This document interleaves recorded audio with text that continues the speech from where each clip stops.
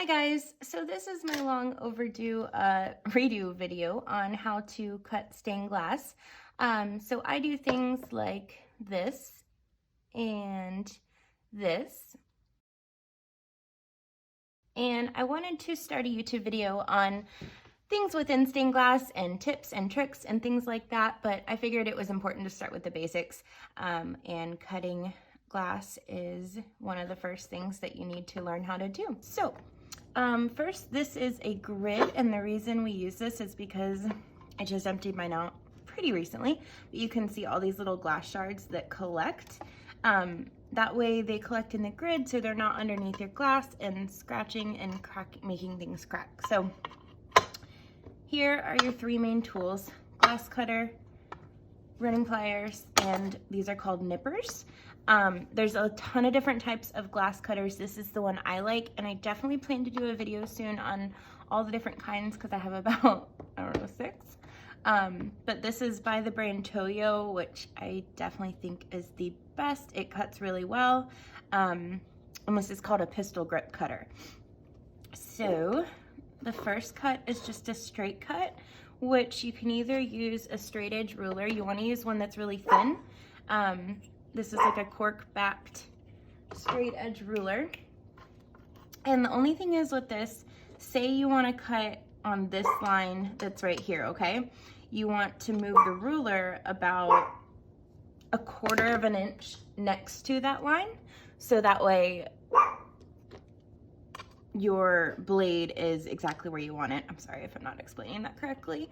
But let's start and do our first cut. So you're gonna hold the glass cutter like this, and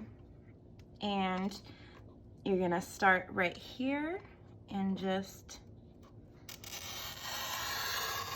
zip it on down. So you want to hear that zip on most glass, but you really don't want to press that hard. So they say about 3 pounds of pressure is the best, is how much pressure you want. So it's really not that much. And then you take your running pliers, and they have this little notch that's right here. And you line that notch up with your score and go like this. Perfect. So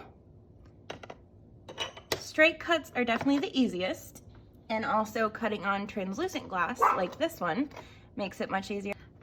Okay, so the next cut we'll do is a kind of curved, but we're not going to do too curved because, as you'll learn, the more deep the curves are that you want to cut are going to be harder to cut. So we'll start with something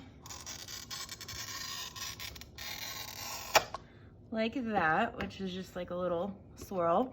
And we're gonna try a different way to break the glass this time because there are a few ways. This next way is called tapping.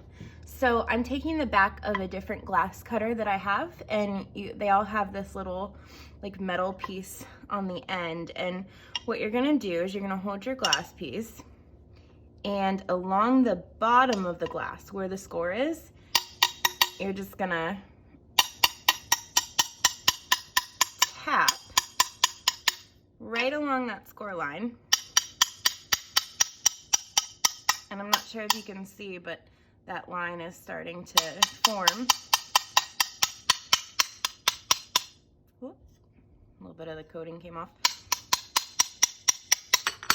And then it just nicely falls off. So that works really well for curved cuts. And you get a nice even glass cut. So I'm gonna show you one more way to break the glass, which is with these guys, the nippers. And for this one, we're gonna do a smaller piece. We'll cut off this little guy right here. So say we went like that. And you can always tap a little bit in addition, and that's just gonna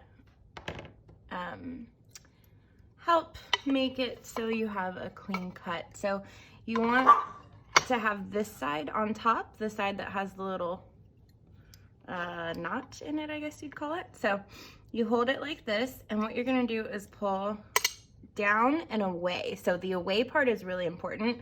For a while I was doing this and wondering why I was getting a really uneven cut, which it's not perfect this time, but it's pretty darn good.